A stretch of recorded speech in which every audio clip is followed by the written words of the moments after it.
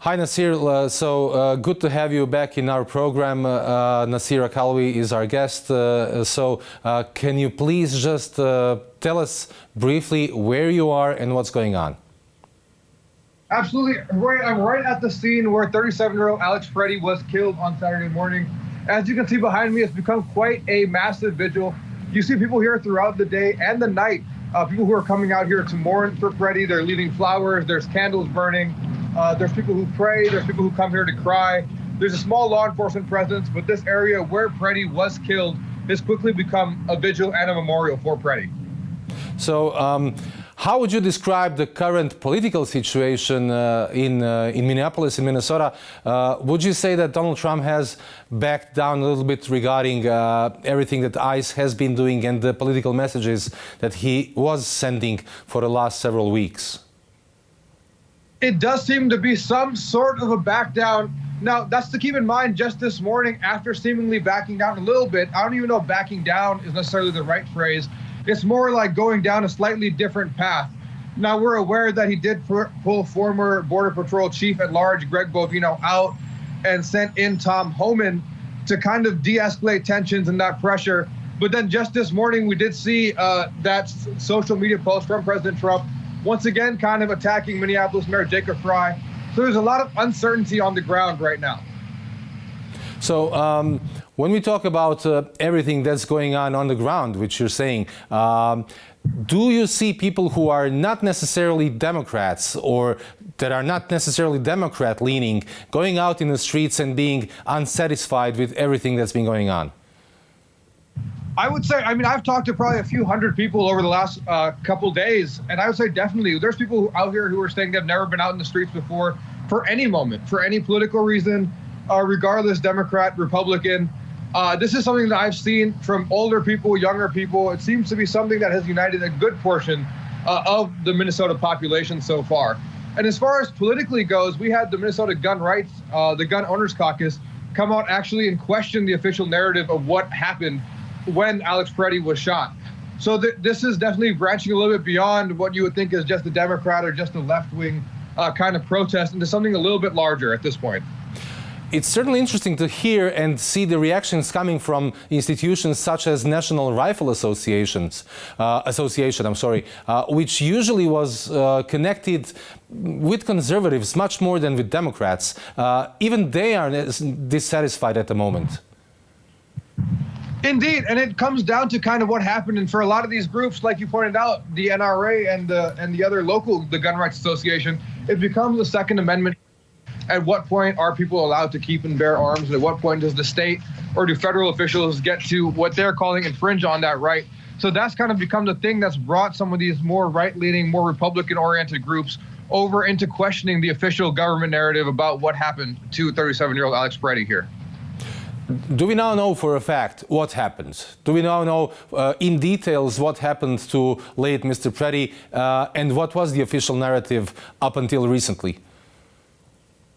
Well, it's an interesting question because what the official narrative is does seem to be evolving to some extent. We know right away at the day of the shooting, there was a press conference by former Border Chief at Large Greg Bovino, where he said, you know, it seemed like this was a man who was planning a massacre against law enforcement. Just yesterday, President Trump kind of took a step back from that, saying he doesn't believe that to be the case. But what the official narrative is does seem to be evolving. Now we're hearing some of these officials say, let's wait for the investigation. Now, that's a little bit of a change from how the DHS and these agencies had been responding to the other ICE shooting that happened here and this recent shooting where one of the first things they did was kind of put out, you know, this is what we think happened. This person was a domestic terrorist or whatever they were going to say. And now it seems like the narrative is turning a little bit. And now they're saying, actually, let's wait for the investigation before we say what happened. Do you believe that anybody will be held accountable for and held responsible for what was happening and what happened to Mr. Prettija? Accountability is definitely one of the biggest issues at debate right now. I mean, when it comes to what's going on between state, city, and federal leaders, one of the biggest demands is that Minnesotan officials be able to investigate what happened. And there's a growing sense, at least amongst demonstrators and protesters that I've talked to, that if Minnesota officials, the Minneapolis officials are not able to investigate, that the confidence in whatever the DHS investigation comes out with would be significantly lower than if this was a joint investigation. So the accountability aspect is definitely one of the most important things that's been going on. And we saw that same kind of debate take hold after the killing of Renee Good now just a couple weeks ago, where immediately local officials were taken out of that investigation. And they said this is all going to be handled by federal officials. So the accountability question is one of the largest ones remaining, and that's yet to be seen. So what can people in Minneapolis and people in Minnesota now expect? That they will see more of ICE, or ICE leaving Minnesota, or status quo? Can you imagine what could be happening next? Well, what we can say that we were reporting earlier this week is that when Border Chief at Large Greg Bovino did leave, that was supposed to be yesterday, that he would take some agents with him. Now, recently we learned there are as many as 3,000 federal agents in Minnesota during this Operation Metro Surge. Exactly what that number would be reduced to, we don't have a quite clear example of yet. But that's definitely what local leaders are pushing for, and that's definitely what protesters and demonstrators are demanding at this point. And how do you see the message that was sent by President Trump to the governor of Minnesota, don't play with fire? Does it seem like another threat? Could something be following from that, or is it just the theatricals? It's a good question. I just talked to some of the people who were actually at this vigil, and I asked them what do they make of the president now saying about the mayor, you know, kind of once again seemingly threatening the mayor of Minneapolis over immigration forces. And the people I talked to, they said, we just don't understand. We don't understand what's going on, why Minnesota seems to be this huge, massive target for the president, and what the people here can do to get that to end. So we don't know exactly what's going to happen next at this point. Like I said, there's a lot of uncertainty here in Minneapolis and throughout the state about exactly what happens next with this Operation Metro Surge. Now, I must ask the same questions because I don't understand as well why Minnesota and Minneapolis are so important, or why are they so so heavily targeted by the Trump administration. I understand that Minnesota and Minneapolis are a democratic stronghold in a certain manner, but still, doesn't it seem, politically speaking, that if you push too hard, you can actually expect something different of an outcome than maybe the one that you wish for? I mean, it seems at this point like that's kind of what is actually happening. I mean, when it comes to historically, Minnesota has been a state that has welcomed refugees, that has welcomed immigrants. And when I'm at these protests and I'm talking to these demonstrators and neighbors of these protests and demonstrators, that's what I'm hearing from them too, that this is more than a political thing, that immigrants are a fabric of what this community is and what these cities have become. And it seems like that is part of the aspect that is not appreciated by the federal administration, that they want more cooperation from local police departments to actually go in and help these immigration and custom enforcement agents, or ICE, detaining immigrants and going after people who they think are undocumented. It has all come down so far, at least the neighbors I've talked to in the communities that I've been in, to saying we're not only not going to help you, we are going to do everything we can to keep our neighborhoods intact. And to keep our neighborhoods intact, that means that we want the immigrants to be here as well. That means we want our refugee neighbors to be here as well.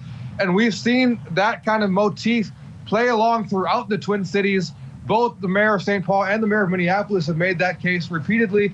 And the demonstrators that I've talked to have said that as well, as this is beyond politics, that these are people who are part of our communities and part of our neighborhoods. Now, if you can just help us understand a little bit more,